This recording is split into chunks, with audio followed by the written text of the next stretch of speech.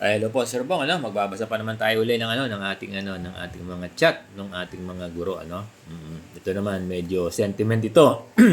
Ang tanong niya, kung pwede raw bang mag-issue ng memo ang master teacher, yung rater sa mga teachers. Alam nyo, ang memo kasi official communication, nami-misinterpret lang natin o hindi lang natin ginagamit. Pero ang teacher, pwede siya mag-memo to your principal. Kaya lang depende sa content. Kasi ang memo is kasi official communication yan. Oo, yan yung formal communication natin sa office. Kaya lang, hindi natin ina-apply minsan yung memo 2. Pero po pwede naman yan. Nandiyan yan sa tinuturo yan ng mga English teacher eh. Di ba sa communication. Pero sa school, minsan hindi natin ina-apply. Pero kung yung mga master teacher gumagamit sila ng memo 2, okay lang yun. Pero depende sa content ng letter nila. Di ba? Kung pertaining to instruction, baka. Pero kung pertaining to administrative, wala silang function na ganun. Kaya pag-aralan natin ha. So, nagigat ba sa Sir Bong? So, basahin natin. Sir Bong, pwede po bang mag-memo ang master teacher sa mga guro? Like, tardiness, attendance. Senaryo po, may isang co-teacher ako na senior na. Na-stroke po siya. Madalas late po siya sa klase. Kaya lang, the teachers, hindi excuse yung sakit. Di ba? Para sabihin, yung i-allow tayo na kahit pumasok tayo ng late, di ba? Naintindihan ba?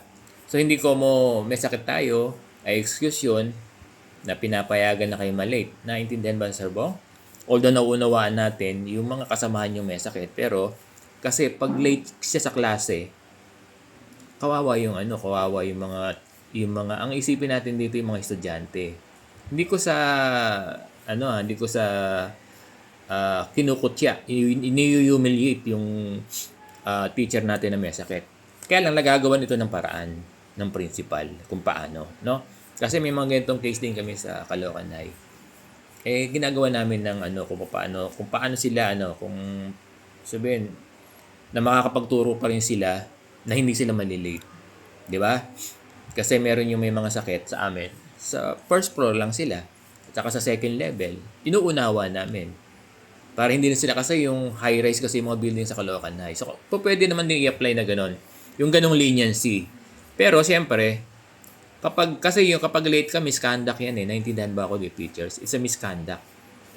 Kasi dapat hindi ma-late kasi hindi nga excuse yung stroke niya. Pero pwedeng gawan ng paraan para hindi siya malate. Uunawain natin yung situation niya. Ngayon, ang ginawa daw ng master teacher to ay minimuhan. Di ba? Minimuhan yung teacher na yon ng tardiness. Tapos yung attendance niya, ganun daw. Tapos ito raw. May mga teachers daw sila na from island. Tumatawid sila, Sabihin, nagbabangka sila going to school. Madalas daw 7:30 yung first trip. Di ba?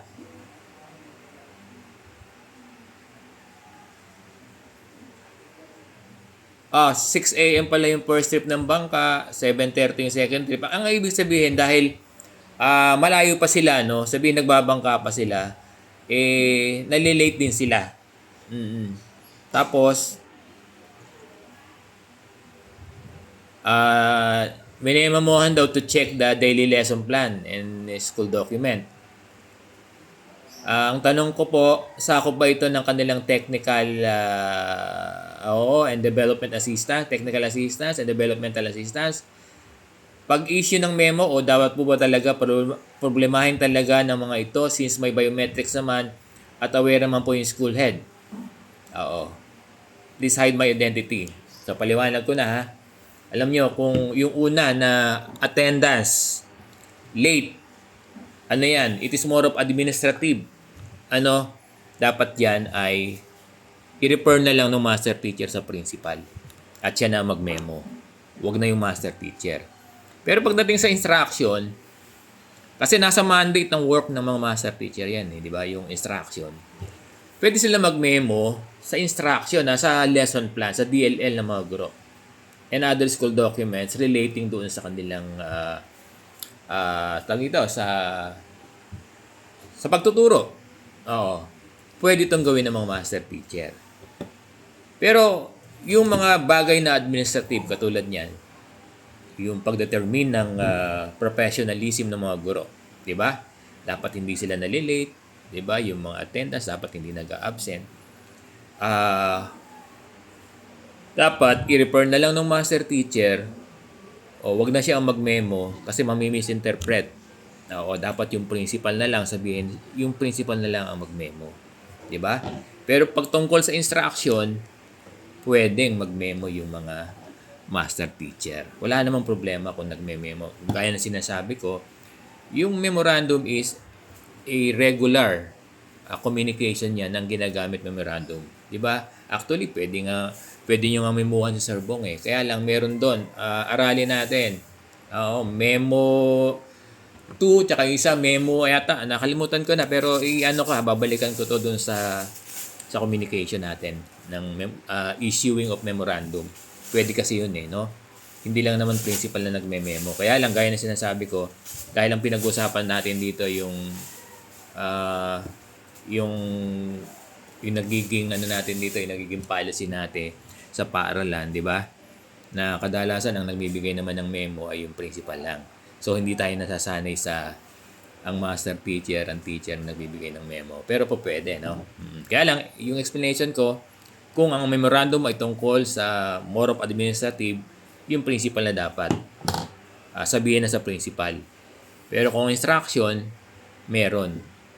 Merong pwedeng gawin yan ng mga master teacher as your rater. Naintindihan ba?